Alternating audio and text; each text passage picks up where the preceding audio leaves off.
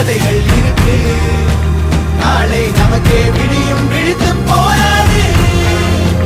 வானம் புரளே பாதி வழியில் பறவை பறக்க மறக்காதே.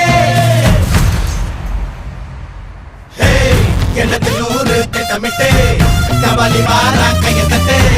பம்பரம் போல சுத்திக்கிட்டு பல இசை அடிக்கடி பட்டுக்கட்டு. இதன நாளா கூட்டுக்குள்ள இனிமே வாரா நாட்டுக்குள்ள எதிரி கூட்டம் அடி போச்சு.